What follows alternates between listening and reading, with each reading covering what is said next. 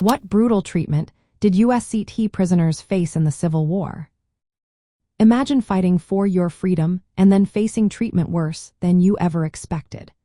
That was the reality for many United States colored troops prisoners during the Civil War. When captured by Confederate forces, black soldiers often faced violence and cruelty that white prisoners rarely endured. Instead of being treated as prisoners of war, they were seen as rebels or even as slaves.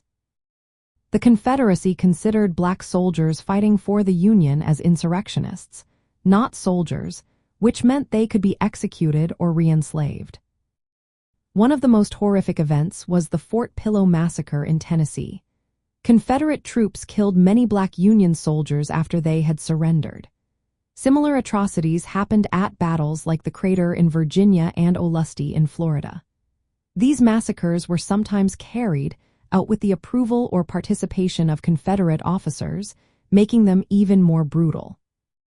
In May 1863, the Confederate Congress passed a law saying captured black soldiers and their white officers could be tried as rebels, which was a capital offense.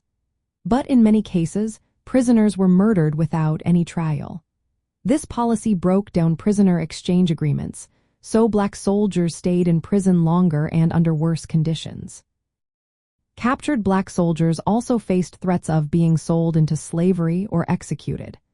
White officers commanding black troops were especially targeted for execution because they were seen as inciting rebellion. These threats made captivity extremely dangerous for USCT soldiers, leading to high death rates. Medical care was another area of cruelty. Wounded prisoners often received no proper treatment. Many survivors tell stories of brutal amputations and medical procedures performed by Confederate surgeons that caused intense pain and disfigurement. The Confederacy showed little concern for their well-being, which made captivity even more deadly. In response, Union leaders, including President Abraham Lincoln, threatened retaliation against Confederate prisoners. Union generals urged Confederate officers to treat black soldiers humanely, recognizing them as legitimate fighters. Because the Confederacy refused to treat USCT prisoners as proper soldiers, prisoner exchanges mostly stopped. This led to longer, harsher imprisonment for many black soldiers. Both sides had to create large prison camps, where conditions were often terrible.